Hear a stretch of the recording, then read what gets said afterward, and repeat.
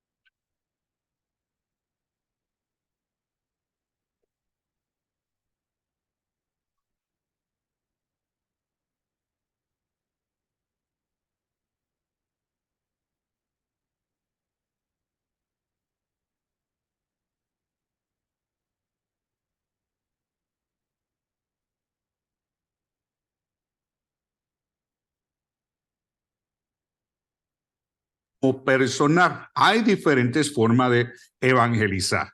Les comentaba la semana pasada que nosotros evangelizamos a nuestros hijos, evangelizamos a nuestras esposas, evangelizamos a nuestros compañeros. Evangelismo significa las buenas nuevas. ¿Y cuáles son las buenas nuevas? Las buenas nuevas de salvación.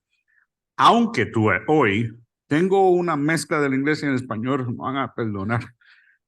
Aunque el texto tema de hoy es Lucas 26, 46 al 47.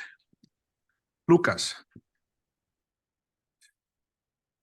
26, 46 al 47. Ese es el texto tema de hoy. Pero como estamos hablando de evangelismos y de buenas nuevas, quiero resaltar a Juan 3:16 y lo vamos a leer.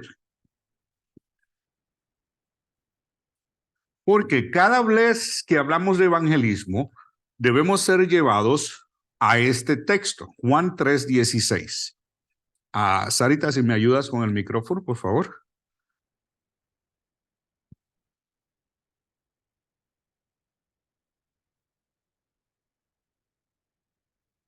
Juan 3:16. Juan 3:16 dice: porque de tal manera amó Dios al mundo. Eso es anunciar. De tal manera, Isidro, amó Dios al mundo, que ha dado a su Hijo unigénito, para todo aquel que en él crea, no se pierda, mas tenga la vida eterna. Las bases del evangelismo es de que Dios amó al mundo. Dios me amó de tal manera de que Él entregó a su Hijo para que tomara mi lugar. Para que yo, poniendo mi fe en Él, yo pudiera encontrar salvación y vida eterna. Amén. Esas son las buenas nuevas de la salvación.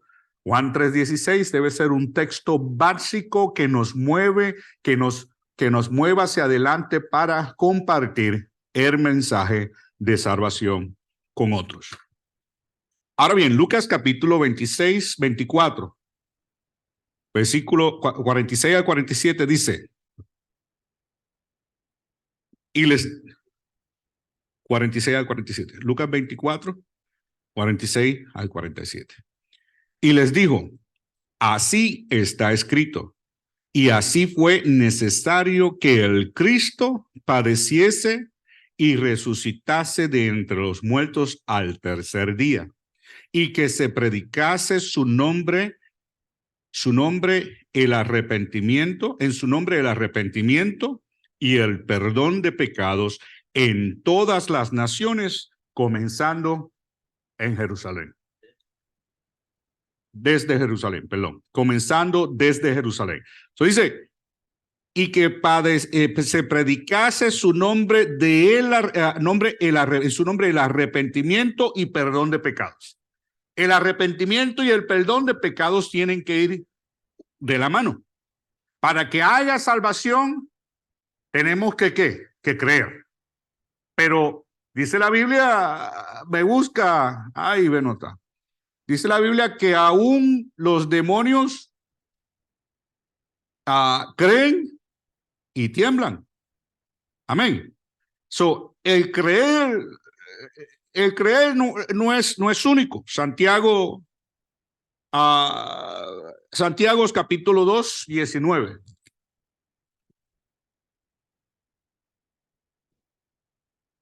2:19. Dice, ¿tú crees? Esperando por la tableta. ¿Tú crees que Dios es uno? Bien haces. También los demonios creen y tiemblan. So, el creer de que hay un Dios no significa que eres salvo. El creer que Cristo murió en la cruz del Calvario solamente no significa que haya salvación. Tiene que haber arrepentimiento de pecado. Tiene que haber algo en tu interior que tiene que ser quebrantado y tiene que haber un cambio. Solamente de esa manera encontramos perdón para nuestros pecados. Entonces, el entender cómo la salvación o el plan de salvación es presentado, para poder presentarlo, tenemos que tener conciencia bien desarrollado en nuestra mente cómo el plan de salvación trabaja. Amén. ¿Cómo funciona? Hemos visto o he pasado, a veces he estado en un restaurante con algunos colegas para no ser muy específico, con algunos colegas, y vemos cómo le preguntan a la persona, oye, ¿has aceptado a Cristo? Y le dicen, no. Dice, haz esta oración conmigo ahora mismo. Usted me perdona, tengo una mesa de 40 personas.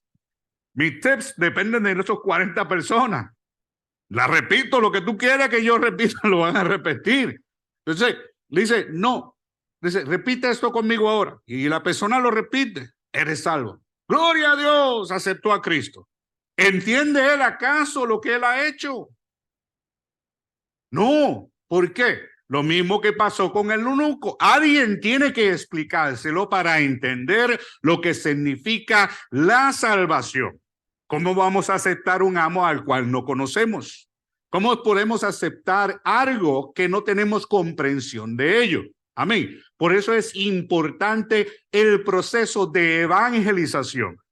No es una cosa, diré esto y es magia, ya está hecho. No, hay que entender lo que es el arrepentimiento, la condición de pecado, el arrepentimiento, la confesión de pecado, aceptar a Cristo como Salvador, conociendo que Él es el único camino a la vida eterna.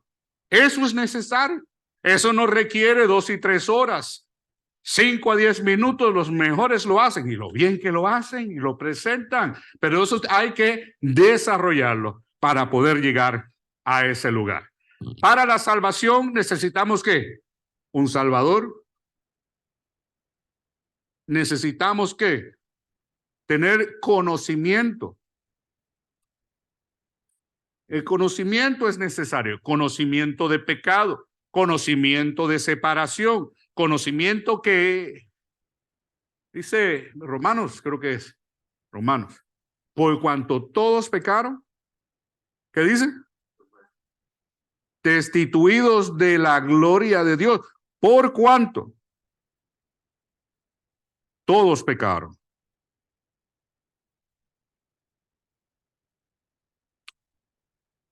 Está en Romanos capítulo 3, versículo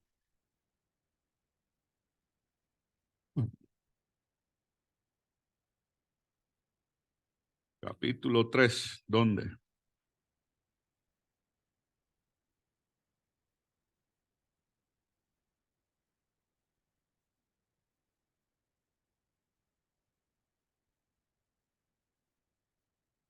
Me ayudan. Capítulo 3, 23. No voy a perder tanto tiempo buscando. 23. ¿Dónde está?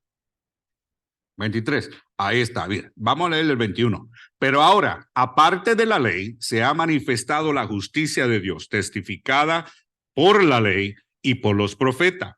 La justicia de Dios por medio de la fe en Cristo Jesús, para todos los que creen en Él. Fíjense que hay que creer, pero este creer viene de fe, no viene de saber. Porque el saber sin arrepentimiento de pecado es solamente condenación. Cuando hablamos de creer, estamos hablando de fe. Amén. Dice, para todo que creen en él.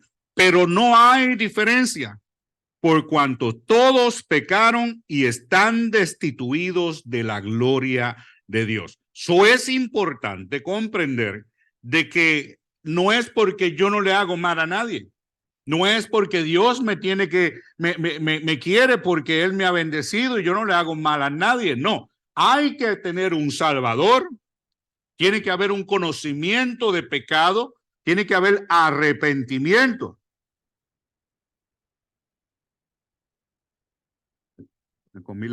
Tiene que haber un arrepentimiento. El arrepentimiento es necesario porque tenemos que volvernos de nuestra forma caminosa vieja de vivir. Ahí es donde está la manifestación del verdadero arrepentimiento. No es que, hay en inglés, sorry. A mí me gustaba siempre decir sorry. Cada vez que hacía algo, le decía a la hermana Ibel, le decía, I'm sorry. Un día después de unos 5 o 6 años ya de casado, la hermana Ibel se casó. Me dice, mira, ¿estás sorry porque de verdad estás arrepentido o es sorry porque estás expuesto? Eso a mí nunca se me ha olvidado. Desde ese momento yo empecé, antes de decir I'm sorry o perdóname, ¿por qué lo estoy diciendo?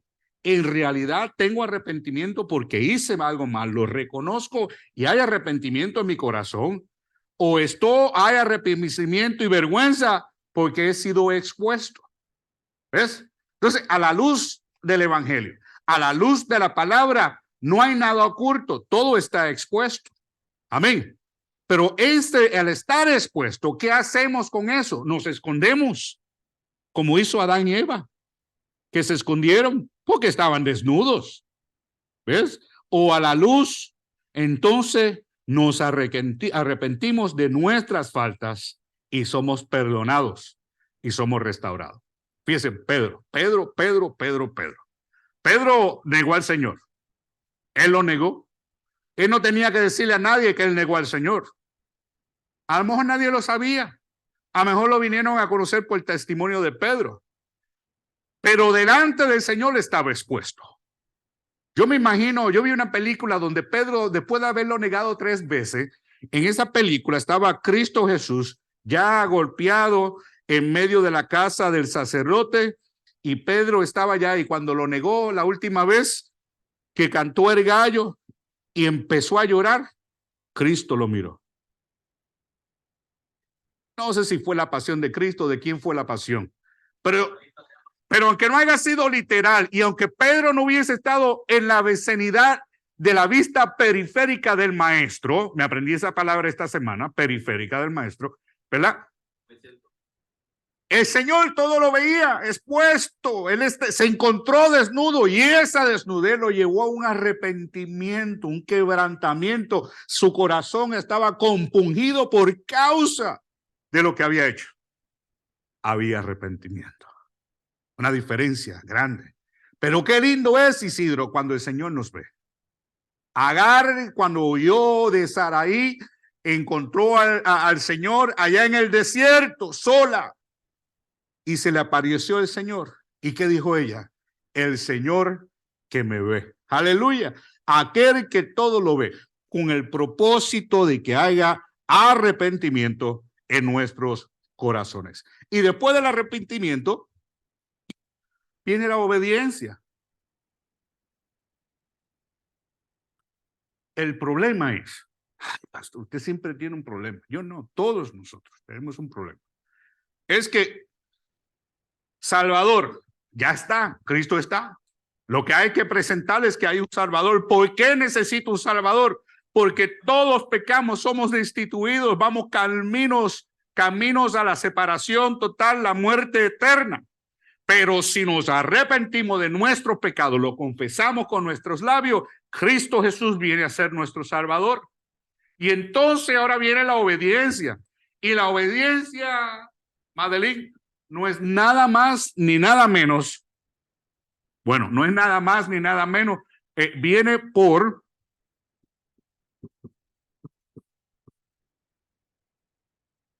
esa persona ahora necesita ser discipulada. Por eso es importante que cuando evangelizamos y alguien se convierte, si alguien me busca ese versículo que encontrando la casa desolada y vacía, va y busca 7 peores que él. Es importante, hay arrepentimiento. Entonces hay que llevarlos a la obediencia. ¿Cómo lo llevamos a la obediencia? A través del discipulado. ¿Cómo conocen su nueva forma de caminar? ¿Cómo conocen su nueva forma de hablar? ¿Cómo conocen? Mire, olvídese la forma de vestirse, olvídese de que si, ¿cómo es que caminan hoy en día? Ya no puedo ni hacerlo por la pierna, no me deja la flexibilidad. ¿Cómo es que caminan hoy en día que dan ese saltito? Olvídese de eso. Olvídese de la forma de hablar. Es que estamos tan enfocados en lo material, lo externo, es lo interno, lo que es necesario para la salvación. Amén. Entonces, el discipulado viene en la renovación de nuestra mente. Con la renovación de nuestra mente, entonces ahora el Señor empieza a hacer un cambio en nuestras vidas, genuino. No es uno falso. No es aquel de apariencia, es genuino, viene de adentro hacia afuera y no de afuera hacia adentro. A los fariseos le dijo Jesús que eran ¿qué? Como sepulcros blanqueados, blanquitos finos por fuera, podridos por dentro. Y nosotros no queremos ser podridos por dentro, sino queremos estar blanqueados dentro y fuera. Pero esto viene de adentro hacia afuera y eso viene por el discipulado. La iglesia debería estar llena las noches de discipulados. Las noches de oraciones deben estar llenas porque lo necesitamos. Entonces nos preguntamos por qué tenemos tantas contrariedades. Amén. Entonces hoy en día hasta la línea se les pone. ¿Cuántos entran? No sé. Es la apatía. Es la apatía. Hablamos de eso la semana pasada. Es la frialdad. Es el acomodamiento lo que nos lleva a eso. A algunos sí falta conocimiento, se los doy a los recién convertidos, porque todavía están siendo discipulados. ¿Y quiénes son los que discipulan? Nosotros, los mismos que somos llamados al evangelismo personal. Ahí tengo una clase que estoy preparando para unos ministros, que la voy a dar ahora en el verano. Y esa clase se titula casualmente el evangelismo y discipulado. Porque tú no puedes hablar de evangelismo si no estás tocando discipulado. Porque una vez llegan a Cristo, hay que discipularlos para que aprendan la fe, para que aprendan a conocer al Maestro, para que aprendan a seguir en pos de él. Así como cada uno de nosotros fuimos evangelizados y discipulados. Amén. Amén. Seguimos. Preguntas hasta ahora. Hay que reconocer que la mayoría de los cristianos no saben cómo compartir su fe a otros. Con seguridad y precisión, para principiar, es importante conocer en qué consiste el evangelio y por qué debe ser realizado. ¿En qué consiste el evangelio o el evangelizar? Que ya dimos las pautas primeras, ya hicimos como quien dice, pusimos una fundación de lo esencial de ello y cómo compartirlo. Hay 3 puntos. Hay que conocer qué es el evangelismo.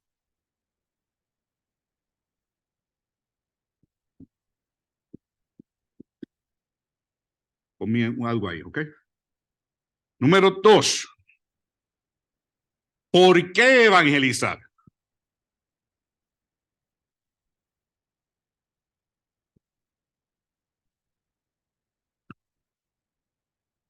Y número 3, el evangelismo de las escrituras. Las escrituras se habla de evangelismos desde el Génesis hasta el Apocalipsis. Evangelismo. Ay Dios, ¿cuántas letras me he comido ya?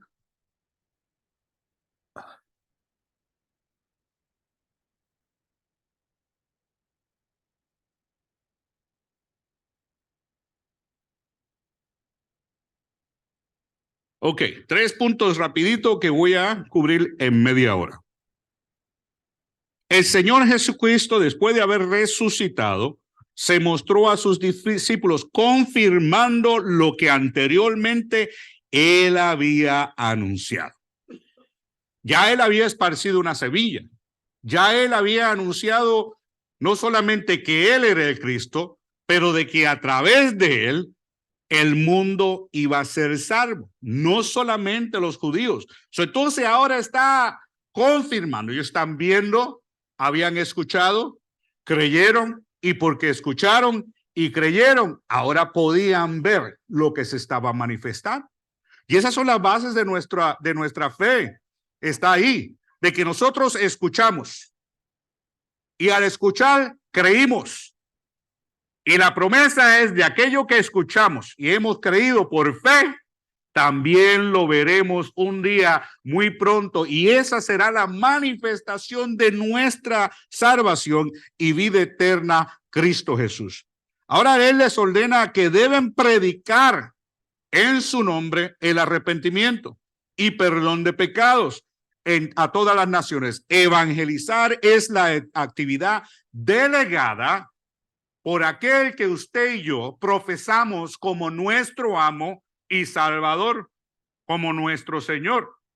Eso fue delegado por Cristo. Ir y predicar el evangelio. Ir y predicar el evangelio. Eso me pregunto hoy, por hoy. No me contesten porque no quiero poner a nadie en ¿verdad? ¿A quién evangelizamos? ¿A quién le predicamos? ¿A quién le anunciamos? ¿A quién le dijimos que Cristo es la solución para sus problemas? Hoy por hoy. ¿En dónde lo hicimos? Cuando Cristo, nuestro Señor, amo y Señor, nos mandó a que hiciéramos ese trabajo. No me acuerdo quién fue, porque ya se me pasan los nombres, se me pasan las enseñanzas cuando se cambian mucho los maestros. Pero alguien estaba diciendo que tenemos libre albedrío. Amén. Tenemos libre albedrío. ¿Hasta que aceptamos a Cristo como Salvador? Ahora Él viene a ser amo y Señor. Entonces, sus deseos, sus palabras son mis deseos, son mis palabras. Y a donde Él manda, yo voy. Y a lo que Él dice, pues yo acepto. Eso significa ser amo y Señor. Ahora mi libre albedrío viene a ser como una corona la cual me daba el derecho de tomar decisiones por mí mismo. Pero con esa corona yo he escogido hacerme esclavo de aquel que me salvó. Aleluya. Qué lindo. Mire, cuando yo estaba años atrás en mi caminar, llegué a un punto en que el pastor Jeremiah era pastor allá en Connecticut, y él nos confrontó de esta manera a un grupo de caballeros. Y a mí se me hizo difícil llegar a esa conclusión de que poner mi vida en las manos del Señor. Todo lo que Él dijera, yo no tenía objeción alguna. Yo no podía decidir, yo no podía aceptar o negar, sino que estaba como un barco a la deriva en las manos del maestro. Es como montarte en un carro y tú vas a ir donde el carro que te lleve, aunque tú no quieras ir ahí. Si ese carro va para allá, tú vas. No tienes objeción, derecho ninguno. Entonces él dice, cuando nosotros como hombres aprendamos a dejar nuestro orgullo y entender que cuando aceptamos a Cristo y seguir a Cristo como amo y Señor, entregamos nuestro yo y aceptamos el de Él. Qué difícil, imagínense. Imagínense, tú sabes todas las cosas que me pasaban por la mente. Y yo, ay, no, mire, yo estuve en una batalla por días, que tenía que luchar, por días luchaba yo con eso. Y si usted lo piensa, ay, a veces que está, Señor, misericordia, decimos, es que el Señor es de misericordia, yo sé que Él no me va a llevar por valles en el cual yo pueda perecer, ¿ves? Pero cuando lo aceptamos como amo y Señor, ahí ciertamente se acabó el libre albedrío. Ahora Él es nuestro amo y Señor. Ahora, Noelia, ciertamente puedes tomar tu corona para atrás. Porque cogemos nuestras coronas y la pusimos. Ahí está. Y el Señor la acepta. Y la deja ahí como señal, como evidencia a los cuatro vientos, tanto a seres celestes como seres en la tierra, de que Él ha entregado su yo a mí y yo soy su amo y Señor. Óyeme, Isidro, ten cuidado porque Él responde por mí. Ten cuidado con Jorgito porque el Señor responde por él. Ten cuidado con Moisés, Aarón, Miriam, porque el Señor responde por aquel quien le ha entregado sus coronas y lo ha hecho su Dios. Aleluya. Ahí es bueno. Pero cuando tenemos que salir del confort de nuestro hogar y de la casa de nuestros suegros y nuestros padres para ir al desierto, para enfrentarnos con un faraón, para salir de ahí, para cargar con un pueblo pesado, de cabeza dura, de ¿cómo se llama? Cerviz dura. Entonces es difícil, pero cuando tú le entregas las coronas al Señor, ciertamente en el momento más difícil, Él cuidará de ti. Aleluya. Amén. Esos son buenas nuevas. Eso es un buen anuncio que debemos compartir con otras personas. Las escrituras alegóricamente se refiere a hombres como ovejas descarriadas. Primera de Pedro, capítulo 2, 25.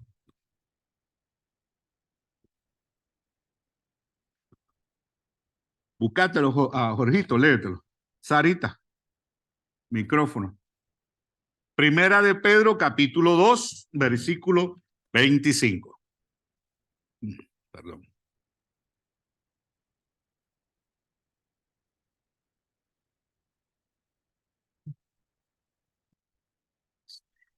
Porque vosotros erais como ovejas descarriadas, pero ahora habéis vuelto al pastor y obispo de vuestras almas. Aleluya. El pastor, el que cuida de nuestras almas. Esta condición se caracteriza por estar separados de Dios, viviendo según el mundo, atados por el príncipe de este siglo, satisfaciendo nuestros deseos carnales. Mire, la historia del hijo pródigo,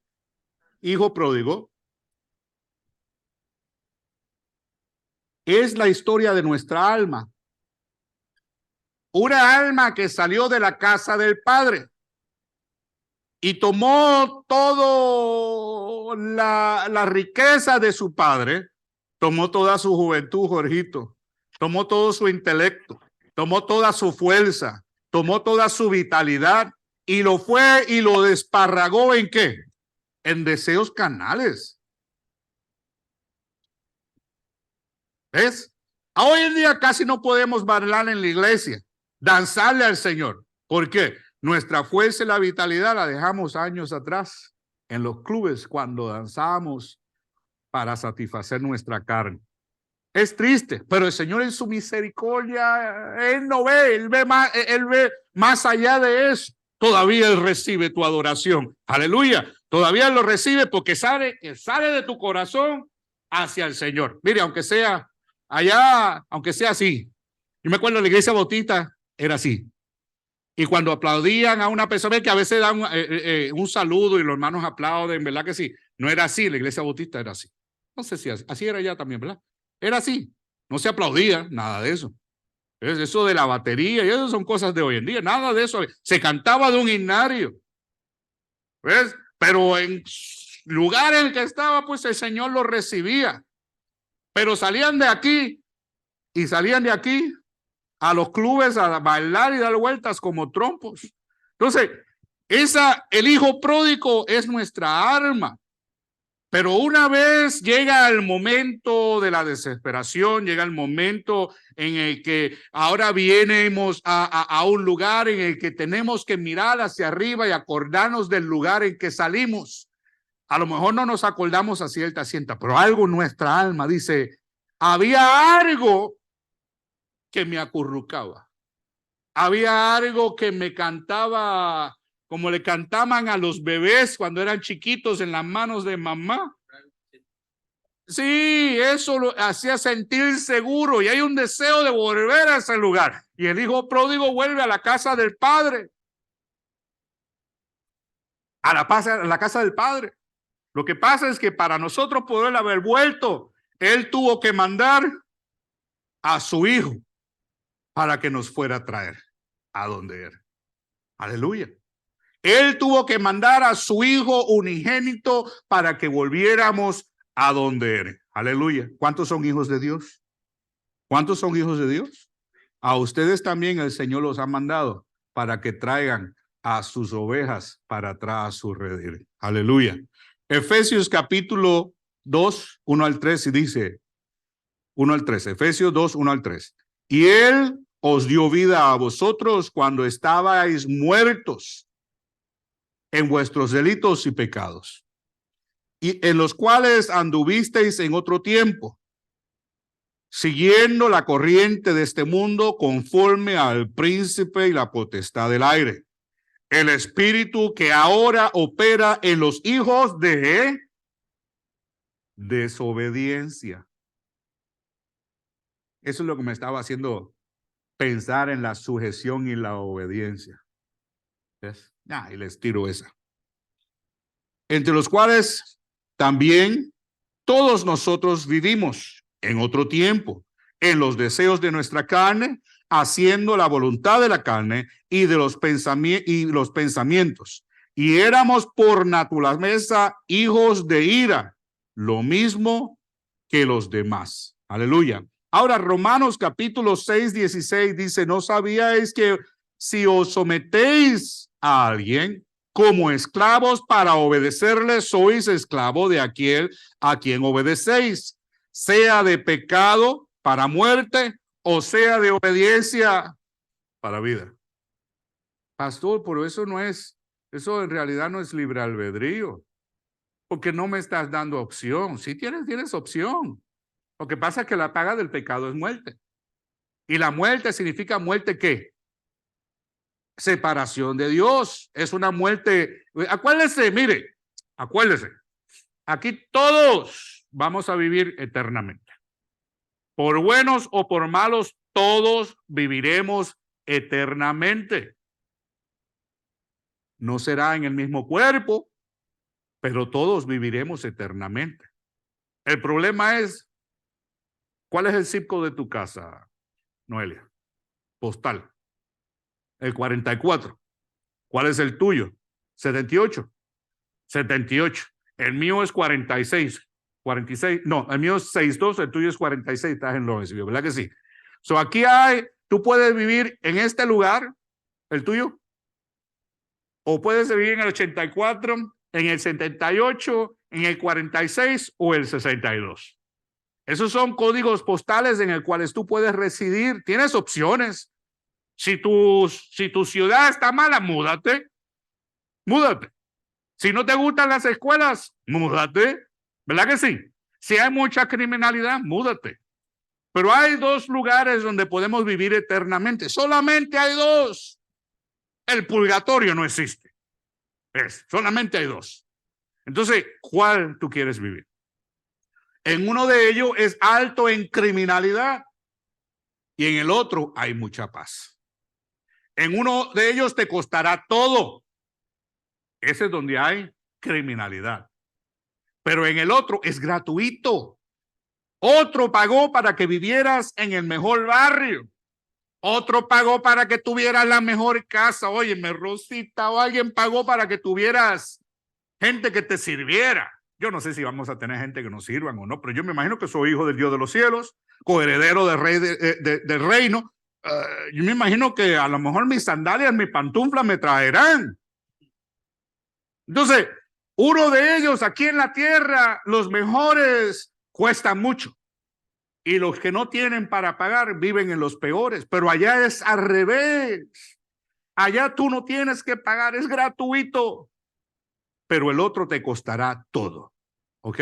Entonces, todos viviremos eternamente. La pregunta es, ¿pagas el precio aquí o lo vas a pagar allá? Amén. Amén. Entonces, dice la Biblia, ¿no sabéis que si os sometéis a alguien como esclavos para obedecerle, sois esclavo de aquel a quien obedecéis? Si eres esclavo de la carne, si obedeces la carne, tus deseos carnales, eres esclavo de la carne. Pero si mueres a la carne y obedeces al Dios de los cielos, aleluya, serás esclavo del Cristo de la gloria. Amén. Aleluya. Romanos 6:16. Ahora dice, por tanto, es vital comunicar el mensaje de las buenas nuevas que tratan acerca de Dios y que vienen de Él. El propósito de esta proclamación es salvación a las almas. Jesús, el principal, Jesús al principal su ministerio, llamó a hombres, convirtiéndolos en pescadores de alma.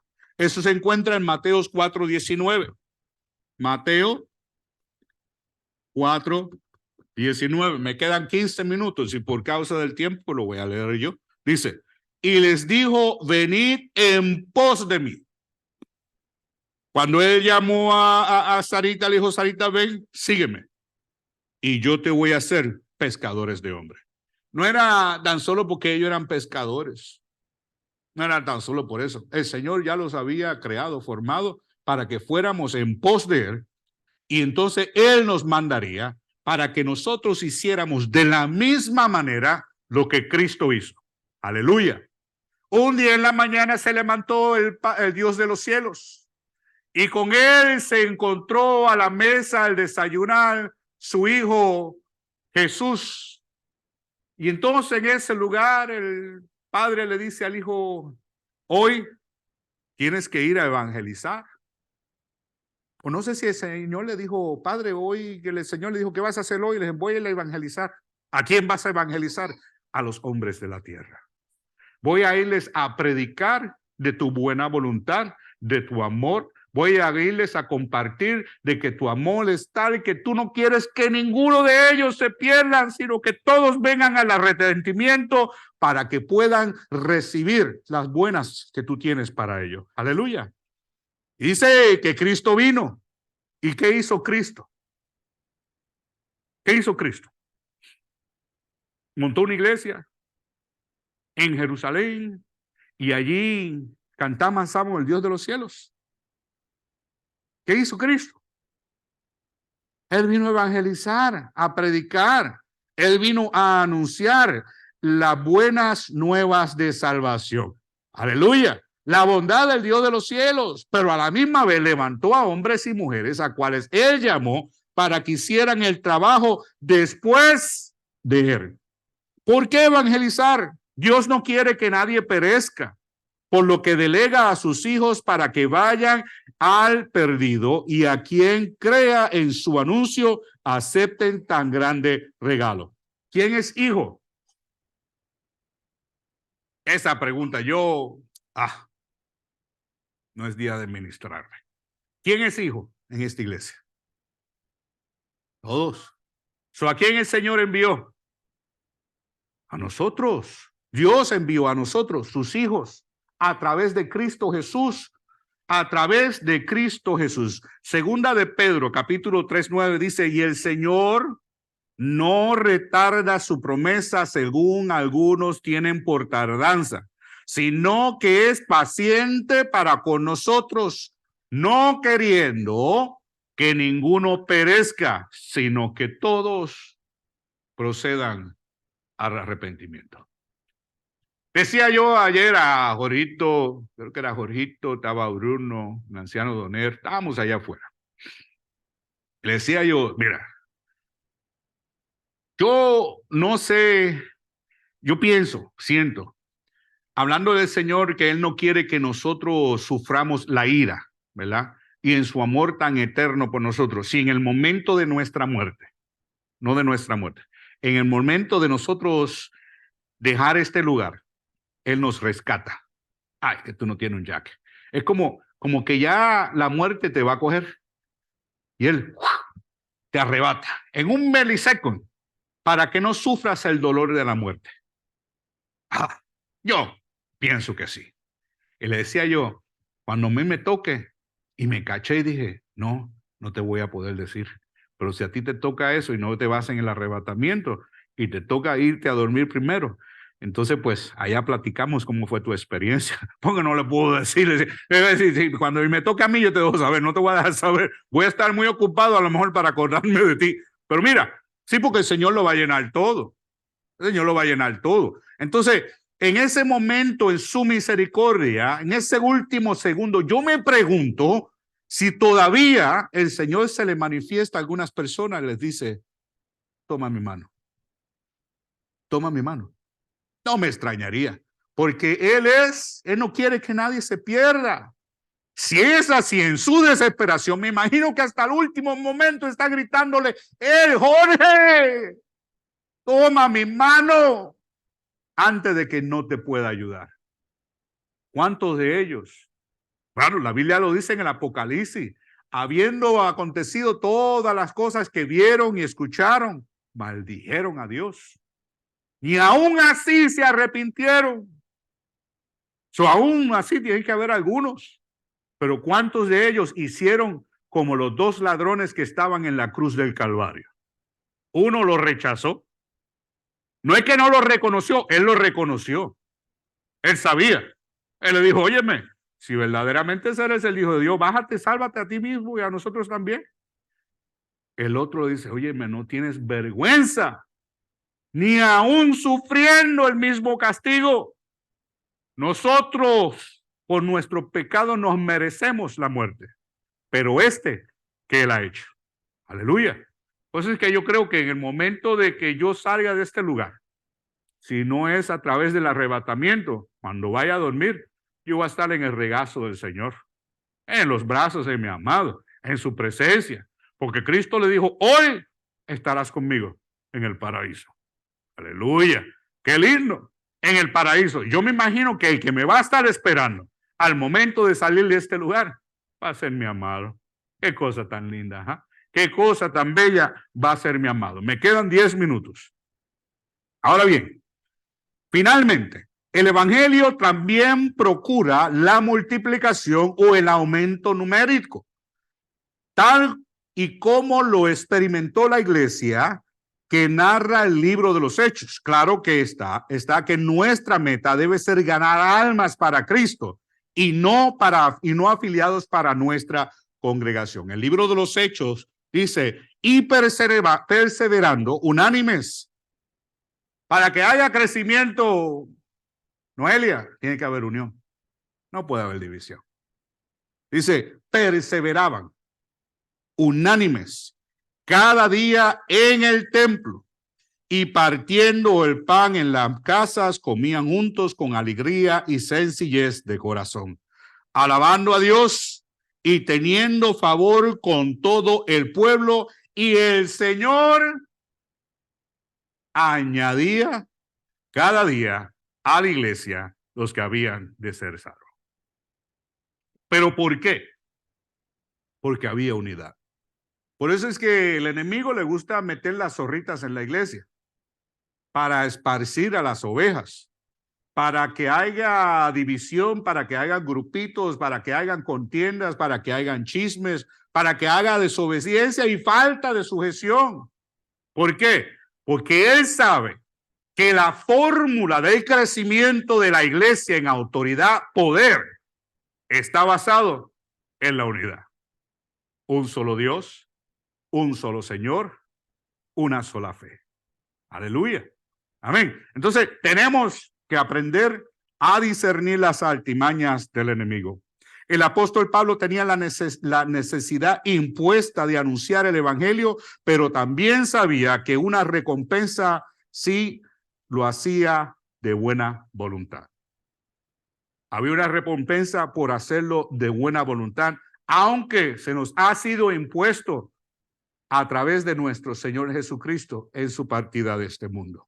Por último, número 3, el evangelismo en las Escrituras.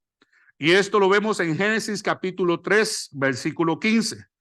Cuando Adán pecó, el Señor maldijo a la serpiente y a la tierra. Pero la buena nueva para él fue la promesa dada en Génesis 3, 15, que dice: y pondré enemistad entre ti y la mujer, y entre tu simiente, y la simiente suya, esta herirá tu cabeza, y tú le herirás en el calcañar.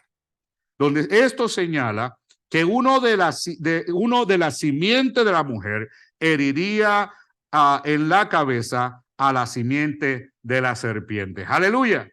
¿Quién fue ese? ¿Quién fue ese? ¿Quién fue el que hirió al hijo de la serpiente en la cabeza? El hijo de la mujer. ¿Quién es el hijo de la mujer? Cristo Jesús, mi Salvador. ¿Ves? Tenemos que conocerlo para, mira, estar en nuestra boca, saberlo, decirlo, sin duda alguna. Cristo Jesús herirá al hijo de la serpiente en la cabeza. Eso fueron buenas nuevas anunciadas. Capítulo 3 de Génesis. Desde el principio fue anunciado de que el Hijo del Hombre vendría y heriría al hijo de la serpiente. Posteriormente, por haberse multiplicado la maldad de los hombres, el Señor decidió borrar de la faz de la tierra al hombre. La buena nueva fue para Noé. Me parece que hablé de esto en el servicio de inglés el viernes pasado. La buena nueva fueron anunciadas para Noé. El Señor iba a destruir el mundo, pero Noé halló favor delante de Dios, en los ojos de Dios. Y él le dijo, le anunció: construye un arca. Había un arca en el cual él se podía refugiar y encontrar salvación para su vida. Pero no solo para él, por causa de Noé, también su esposa y sus hijos. Aleluya. Escuche bien. Cuando dice tú y tu casa serán salvos, es una promesa, es un buen anuncio, son buenas nuevas. Amén. ¿Por qué? Porque es la promesa que Dios ha dado. Él le dio promesa a Adán. Esa promesa se la pasó a su hijo Isaac. Su hijo Isaac se la pasó a Jacob. Jacob se la pasó a sus 12 hijos. Sus 12 hijos se la pasó a las 12 tribus hasta el día de hoy. La promesa sigue siendo fiel. El Señor proveyó un arca. Y en ese arca fueron refugiados Noé, su esposa, sus hijos, sus nueras, por la misericordia y la gracia de Dios para con su siervo Noé. Aleluya. Por amor a ti, tus hijos serán alcanzados. Por amor a ti no serás salva solamente tú, sino tú y tus hijos serán salvos. Aleluya. Por la fe en Cristo Jesús, promesa que él ha hecho es fiel y verdadera, está escrita como testamento, escrita en su palabra. Entonces nosotros tenemos que creerlo y de la misma manera anunciarlo. Aleluya. Sus hijos están perdidos, no te preocupes. Yo conozco de un hombre que los puedes ayudar. Un abogado, dame el número, es el mejor abogado y él conoce a un juez. Oh, tiene el juez en los bolsillos, pues dame el número de él también. Sí, ¿cómo se llama? Cristo Jesús. ¿Y quién es el juez? Jehová, Dios de los universos. Aleluya. Él puede rescatar a tus hijos si tienes fe. Esas son las buenas nuevas de salvación. Amén. ¿Hay alguna pregunta? El último punto era llamados a evangelizar, pero ya continuamos la semana que viene. ¿Alguna pregunta? Mire, yo quisiera que fuéramos motivados. Hay un versículo que dice, aviva la llama, le dice Pablo a Timoteo, aviva la llama que hay en ti. Aviva esa llama en tu corazón. Para que haya un deseo, un deseo de anunciar, un deseo de compartir, un deseo de decirles a otros que hay un Dios que los ama y que hay esperanza para sus vidas. Amén. Yo no soy doctor. Pues yo conozco al doctor por excelencia. Yo no soy abogado, pero yo conozco a un buen abogado. Yo no soy juez, pero yo conozco el juez de jueces, el que pone reyes y quita reyes. Aleluya. Yo no soy psicólogo para ayudarte en tus problemas emocionales ni mentales, pero yo conozco a alguien que te formó, te entretejió con sus propias manos y te dio vida. Y si alguien tiene la solución para tus problemas, es el Cristo de la gloria. Ese es el mensaje de salvación. Y el discipulado, ¿cómo lo hago? Déjame enseñarte. Lo más difícil es caminar con alguien de la mano. Yo tuve que caminar por 2 años con un joven que estaba enfrentando 75 años. Y yo me comprometí a caminar con él. Yo no sabía en lo que me estaba metiendo, pero lo sentí en mi corazón. Y por 2 años caminamos con él. Se le dio la palabra. Él la creyó. Él la hizo de él. Es más, esta iglesia empezó a dar estudios bíblicos los martes por causa de ese joven. Porque estuvo 31 días incomunicado en la cárcel. Y de lo único que él se acordaba era lo que le enseñábamos en la iglesia. Lo único que había era una Biblia. Con lo único que podía hablar es su abogado. Con más nadie podía hablar. Un muchacho de 17 años. Entonces él dijo, yo quiero saber más. Así empezamos los estudios bíblicos. Fue por causa de ese joven. Y el Señor en su misericordia, al final de los 2 años, le dieron 10 años. Sentencia suspendida.